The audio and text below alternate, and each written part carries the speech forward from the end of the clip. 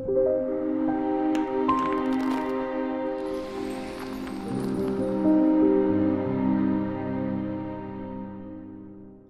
everyone, welcome back. This is the final video of the Infinite Banking Made Simple series. Now this video is probably going to be the video that's of most interest to you because it's discussing a financial product that most people are not aware of. Now this is one of the oldest financial products in existence, one of the oldest in the United States, if not the oldest. However, it is set up a specific way. Now, looking at the product, it is an insurance policy, specifically a life insurance policy. So we like to say it's uniquely set up because you can set up this insurance policy in a way that it doesn't necessarily provide a lot of coverage. It is set up so it is optimal for accumulating money. We're focused more on growth than protection. Now, looking at this growth, it is going to have some characteristics that other financial products do not have. So let's kind of get into this. So first off, how are you going to set this up? Well, first off, it's money that was going somewhere else, preferably coming from, going from you to Wall Street to you to this insurance company. And so it could have been a 401k contribution. It could have been a IRA contribution. It could have been just money going into savings. Okay, so we have to capitalize this system. So the money has to come from somewhere. Okay, and we like to look at it as a redirecting of savings. That savings is going to capitalize into this uniquely set up policy. So I'm just going to abbreviate, or not abbreviate, but I'll just use the term insurance. So your insurance, and specifically it's called cash value. So let's discuss this cash value. Again, this is liquid value. This is money that you could essentially withdraw. So similar to a bank account, when you put money into a traditional bank, it's not like they have this box of money or gold or whatever in their vaults that have your name on it. They just know based on their computer and their records that they owe you money. So if you come and withdraw money from them, it gets withdrawn from this massive pool of money. It's similar here. As you build up cash value, essentially the cash value of this permanent insurance product is owed to you if you come asking for it. But let's talk about some of the characteristics of this cash value and why it's so attractive, at least why we consider it so attractive. So let's talk about some of the characteristics. First, it is interest bearing. Looking at a bank account in the traditional banking system, you don't see a whole lot of interest being paid these days. It's more the services that are provided to you from a bank than it is interest. But this specific vehicle will pay you interest, and there's actually a guaranteed interest associated with it. Next, we prefer a mutual insurance company. So I'm going to put in here mutual insurance. So a mutual insurance company basically means that there are no shareholders. The only owners of this company are specific insurance policy owners. And this is really the only way. Purchasing one of these types of insurance products is the only way to qualify for this whole mutual idea. So what does that mean? It means that at the end of the year, when these insurance companies calculate their profits of all business that they do, those profits essentially go to policy owners in the form of a dividend. Okay, so the mutual company will pay a dividend to you based on how much cash value you have. Now, looking at these mutual companies, they're hundreds of years old. They have participated in a lot of real estate developments, business acquisitions. They were instrumental during the Great Depression and the liquidity that it provided not only to people but to businesses, and they were able to do lots of investments and things like that. My point is, they are very successful companies. They've been successful for hundreds of years, and they will continue to be successful in the future. The best part of this is that at the end of the year, based on their success, you get a pro rata share of that success in the form of a dividend. Now, the interest and the dividend associated with this mutual company grows tax-free. So there are no capital gains, there are no income taxes associated with it, everything that is earned on this cash value is tax-free. You don't even report it. All right, let's talk about a few other characteristics. This is a private, it is a private contract. So what I mean by private is nobody really knows that you have it. It's not part of public record. You can pull up public record to see what type of real estate people own because there's title searches available. There's also banking searches that can be done, brokerage searches that can be done.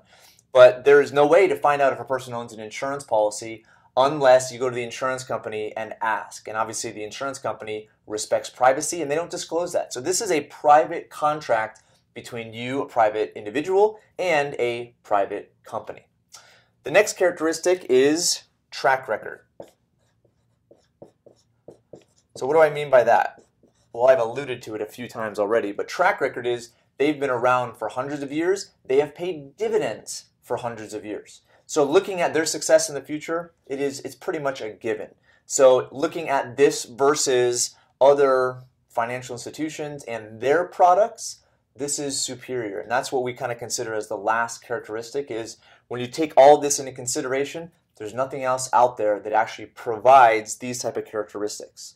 And then once you analyze the returns and the dividends and what they've done over a period of time, you will see, and you compare that up against Wall Street and mutual funds and the market success, this will outperform it. So I'm going to put in here superior to other financial products. All right, so there's two sides as you've noticed. This side represents the cash value, the growth side of things. The money you put in there, it has specific characteristics and it's superior to anywhere else that you can really put money.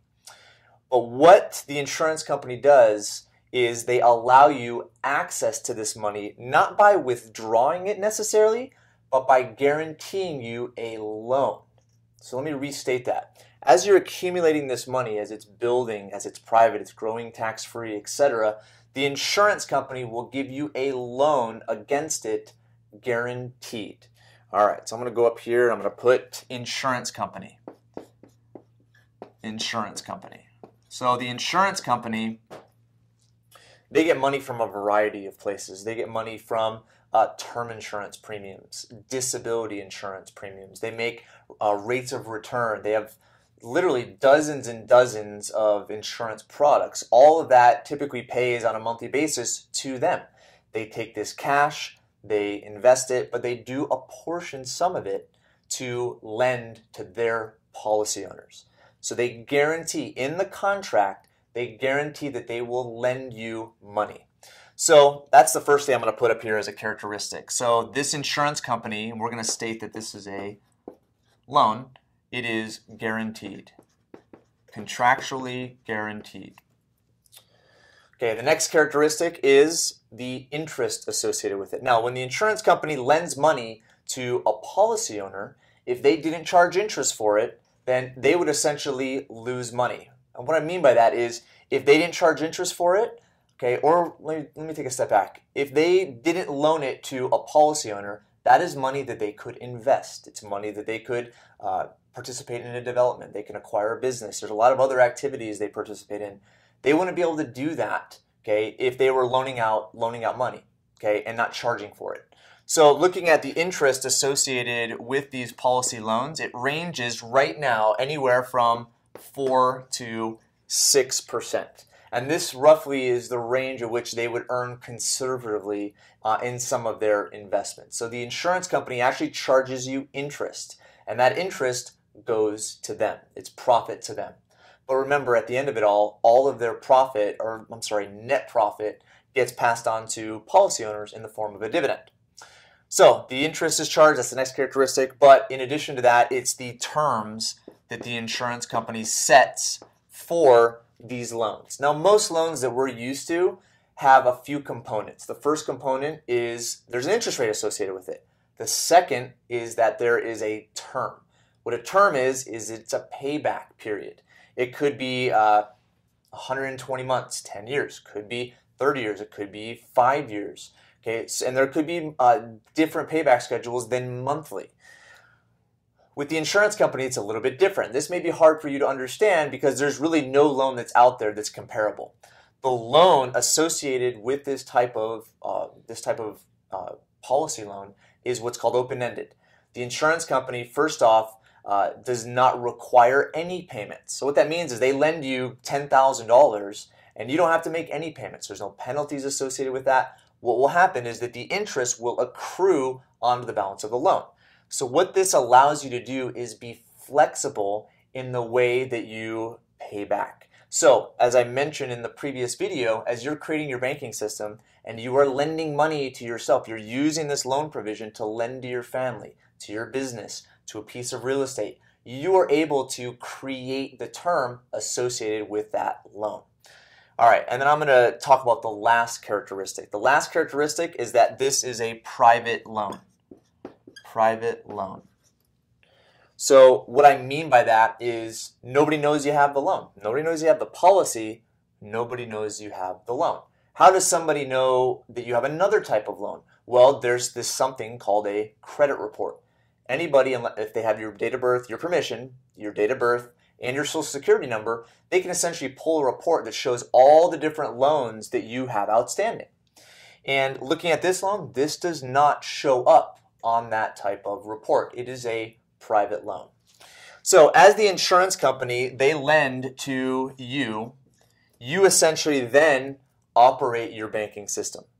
So this product is the best way, in my opinion, to institute or execute the personal banking system. Okay, looking at the system itself, the rules associated with it are going to help you. Okay, you don't necessarily need this product. Okay, but what this is going to do is allow you to completely unplug from Wall Street as far as your savings and growth is concerned. And it's also going to allow you to unplug from the banking system by using the insurance company policy loan provision. So looking at a lot of this information, we do have more of it on our website. This, of course, is just a broad brush overview of the infinite banking concept. Our website is www.paradigmlife.net. We have on there e-learning courses, dozens and dozens of videos, multiple ways in which you can learn about this. And of course, we also do personalized consultations through video conference webinars, and those can be scheduled pretty much at any time, and you can do it in the comfort of your own home. And doing that allows you to see how all of this system applies to you personally. So that's it for Infinite Banking Made Simple. I appreciate you watching all of the videos, and I look forward to your success.